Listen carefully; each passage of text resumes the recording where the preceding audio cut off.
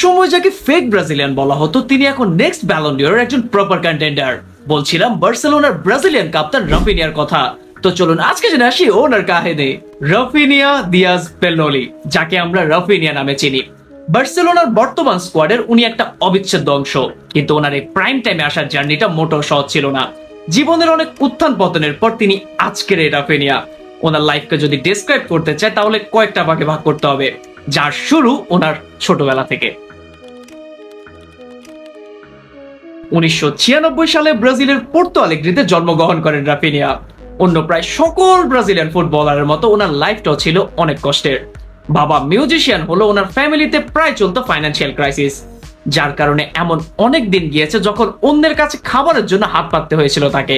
18 বছর বয়স পর্যন্ত ওনাকে কোনো ক্লাবই সাইন করেনি, যার কারণে উনি খেলতেন ব্রাজিলের বিভিন্ন লোকাল ফুটবল টুর্নামেন্টে। তবে এরপর ব্রাজিলিয়ান ক্লাব আবাই তাদের আন্ডার 20 দলের জন্য ওনাকে সাইন করে। সেখানে কিছুদিন খেলার পর উনি জয়েন করেন পর্তুগিজ ক্লাব ভিটোরিয়া দি গুইমারেজে। আর ভিটোরিয়াতে জয়েন করার পর ওনার লাইফে আসে নতুন একটা মুড। ভিটোরিয়া দি গুইমারেজে ওনাকে স্কাউট করে ডেকো। আর এই ডেকো হচ্ছেন বার্সেলোনার প্রেজেন্ট স্পোর্টিং ডিরেক্টর। যাই হোক, ভিটোরিয়া দি গুইমারেজে উনি 85 ম্যাচ খেলে করেন টোটাল 22 গোল। এরপর ওনাকে সাইন করে আরেক পর্তুগিজ ক্লাব স্পোর্টিং সিপি। আর এই স্পোর্টিং সিপিতে খেলার সময় উনি নজরে পড়েন বড় বড় ইউরোপিয়ান জায়ান্টদের। তবে ইনজুরির কারণে এবার আর গোল সংখ্যা তেমন একটা বাড়েনি। 41 ম্যাচ খেলার পর ওনার গোল সংখ্যা হয় মাত্র 9টি। এরপর ফ্রেঞ্চ ক্লাব রেন্সে 2 সিজন খেলার পর উনি আসেন প্রিমিয়ার লিগের ক্লাব লিডস ইউনাইটেডে। আর লিডসে খেলার সময় ওনার প্রতি আগ্রহ দেখায় অনেক বড় বড় ইউরোপিয়ান জায়ান্টরা। চেলসি তো ওনাকে প্রায় সাইনই করে ফেলেছিল, কিন্তু এর মধ্যে আচমকা ওনাকে সাইন করে ফুটবল ক্লাব বার্সেলোনা, যার পর ওনার লাইফে শুরু হয় নতুন একটা অধ্যায়। অনেক বড় বড় ক্লাবদের অফার কেটে গিয়ে রাফিনিয়া আসেন এমন একটা ক্লাবে যাদের ফাইন্যান্সিয়াল অবস্থা ছিল খুবই খারাপ। অবস্থা এতই খারাপ ছিল যে ওনাকে যেদিন বার্সেলোনা ফ্যানদের সামনে প্রেজেন্ট করা হয়, ওনার জার্সিতে ওনার নাম্বার ছিল না, জাস্ট ওনাকে রেজিস্ট্রেশন করা হয়নি বলে। ওনাকে ঘিরে বার্সেলোনা ফ্যানদের মনে ছিল অনেক আশা।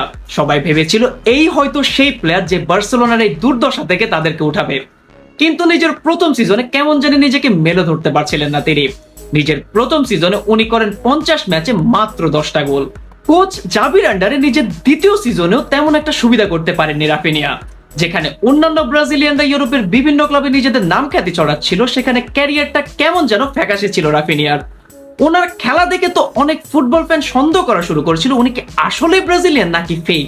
কোচ জাবি ভরসা রাখলো, সাপোর্টাররা কেমন জানি ওনার উপর ভরসা রাখতে পারছিলেন না। এর উপর বার্সেলোনা শিবিরে আগমন ঘটে নতুন এক ওয়ান্ডার কিড লামিন ইয়ামালের, যার পর অনেকে তো প্রায় নিশ্চিত ছিলেন যে নেক্সট সিজনে ক্লাব ছাড়তে চলেছেন রাফিনিয়া। এর উপর সৌদির ক্লাব আল হিলাল তো ওনার জন্য 90 মিলিয়নের অফার পর্যন্ত করেছিল। তবে এত কিছুর মধ্যে বার্সেলোনা ছাড়েন জাবি আর কোচ হয়ে আসেন হ্যান্সি ফ্লিক। আর ফ্লিক নতুন করে দেখা শুরু করেন রাফিনিয়াকে, যার পর শুরু হয় এই সিজন আর আমরা দেখি দি রাইজ অফ রাফিনিয়া। এই সিজনের শুরুর দিকে না তেমন কেউ হয়তো ভাবেনি যে রাফিনিয়া কিছু করতে পারবে। তবে ফ্লিক শুধু ওনার উপর ভরসায় রাখেননি, বরং ওনাকে বানিয়ে দিয়েছেন দলের অন্যতম একজন ক্যাপ্টেন। আর যেই মাত্র রাফিনিয়া তার ক্যাপ্টেন আর্মবেন্ডটা পরে মনে হয় তিনি একটা আলাদাই প্লেয়ার হয়ে গেছেন। রবার্ট লেভানডস্কি আর লামিন ইয়ামালকে সাথে নিয়ে এই সিজনে তিনি করেছেন অস্থির একটা ট্রিও। ওনার স্পিডি রানগুলোর সামনে অপোনেন্ট ডিফেন্ডাররা তো পুরো ধরাশায়ী হয়ে যাচ্ছেন। এমনকি লাস্ট এল ক্লাসিকোতে তিনি করেছেন 2টো গোল, সাথে করেছেন 1টি অ্যাসিস্ট। এই সিজনে এখন পর্যন্ত 27 ম্যাচে তিনি করেছেন 19 গোল আর 9 অ্যাসিস্ট, যার কারণে এক সময় যাকে ফেক ব্রাজিলিয়ান ডাকা হতো তিনি হয়ে গেছেন নেক্সট ব্যালন ডিওরের একজন পিওর কন্টেন্ডার। রাফিনিয়ার এই স্টোরি থেকে আমরা একটা জিনিস শিখি, আর সেটা হচ্ছে লাইফ ইজ আনপ্রেডিক্টেবল। জীবন আপনাকে কখন কি দিবে আবার কি নিয়ে নিবে সেটা আপনি নিজেও জানেন না। তো কেমন লেগেছে আজকের এই ভিডিও কমেন্ট করে জানান। নেক্সটে কাকে নিয়ে ভিডিও বানাবো সেটাও কমেন্ট করে জানান।